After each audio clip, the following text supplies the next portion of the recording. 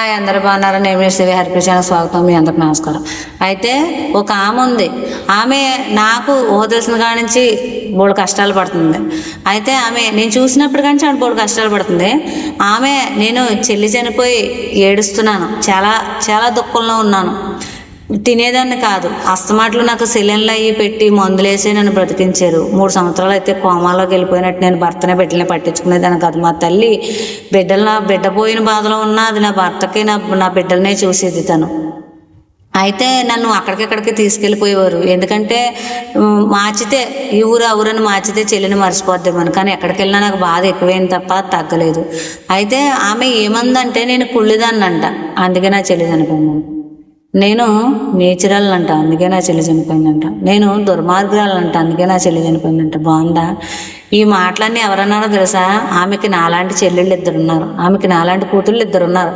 ఆమె తెలిసిన నుంచి కష్టాలే పడింది, భర్తతో అన్ని బాధలే పడింది. పోనీ ఆమె లగ్జరీగా బతికింది, నన్ను విమర్శించిందంటే దానికి ఒక అర్థం ఉంది. కానీ ఆమె ఎప్పుడు కూడా కష్టాలే పడింది, కష్టాలే బతికింది.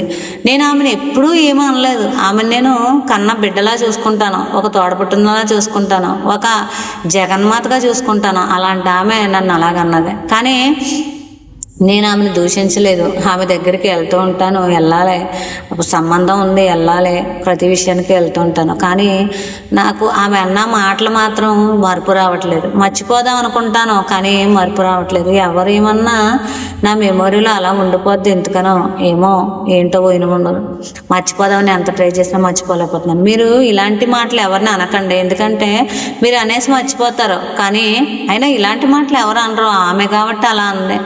మీకు తెలుసా, ఇంత కఠినమైన మాటలు అనడం వల్ల మనం ఈశ్వరుడు యొక్క కరుణ కోల్పోతాం. ఈశ్వరుడు ఇంకా అనేకమైనటువంటి మాటలతో ఎదుటివారిని బాధలు పెడతారు. అందుకే నేను చెప్పాను, మాట కత్తి వంటిది, మనగా మాట్లాడండి అని చెప్పని. నేను చెప్పింది నిజమనిపిస్తే హరిప్రియ ఛానల్ లైక్ చేయండి, షేర్ చేయండి. బాయ్.